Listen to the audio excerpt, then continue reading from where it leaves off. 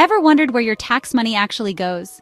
You see VAT on your receipt, pay on your payslip, and think, okay, the government's taken its cut, but for what? Understanding how that money is spent is powerful.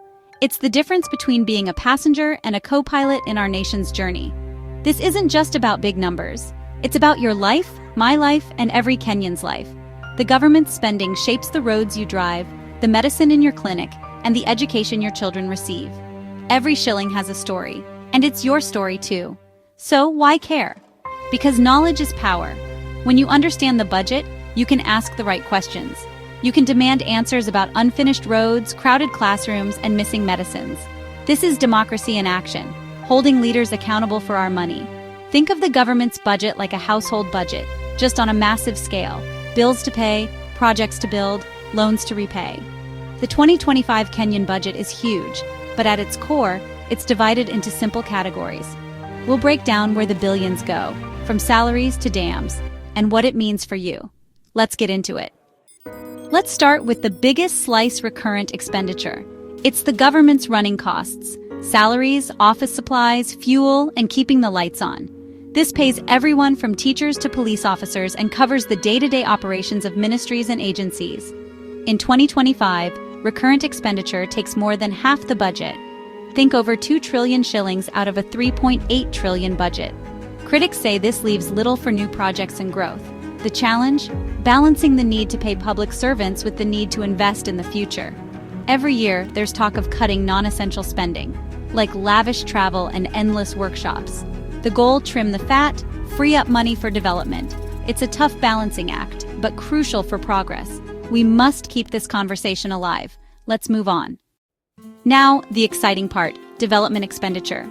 If recurrent spending keeps the house running, development spending builds new rooms and paves the driveway. This is money for long-term projects: highways, hospitals, dams, schools, and energy. These investments create jobs, boost the economy, and improve lives. In 2025, development gets a smaller slice, about a quarter to a third of the budget. Big projects need big money, often borrowed, which brings its own challenges. We've all seen stalled projects and empty buildings, often due to poor planning or corruption. That's why citizen oversight matters. Demand that your money is used efficiently and projects are completed. Development spending should build a better tomorrow, not just headlines. Let's keep pushing for results. Now, the elephant in the room: debt repayment. Kenya has borrowed billions for projects and to cover deficits. Now the bills are due. Debt repayment is the first priority, before salaries, roads, or hospitals. In 2025, debt servicing could take over half of all taxes collected, more than 1.8 trillion shillings. The more we pay in debt, the less is left for services and development. This growing burden means higher taxes and fewer services for ordinary Kenyans. We must ask tough questions about how borrowed money is used and push for responsible borrowing. Debt is a heavy load we all carry. Let's demand better. Let's zoom in on education, health, and youth, our nation's future. Funding here is a mix of recurrent salaries, operations, and development: new classrooms, labs, hospitals. Education pays teachers and builds schools. Health pays doctors and builds clinics. But delays and shortages are common, like late HELB loans or overcrowded classrooms. When debt eats the budget, these sectors suffer most. The result? Stranded students, overworked teachers, and empty dispensaries. Allocating money isn't enough. It must reach its destination and make a difference. These are daily struggles for millions. We must demand that funds serve their true purpose. Our future depends on it. Since 2010, a big share of national revenue goes to the 47 counties. Devolution in action.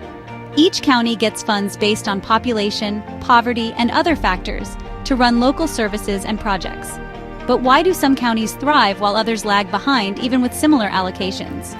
The difference is leadership, priorities, and governance. Some counties spend too much on perks, leaving little for development.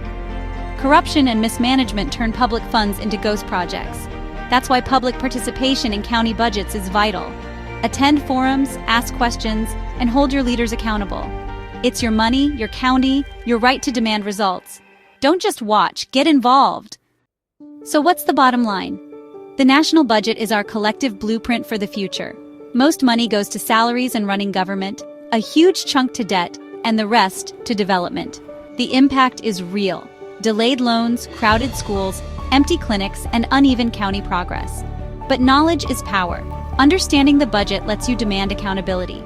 Ask why your clinic has no medicine or your road is unfinished.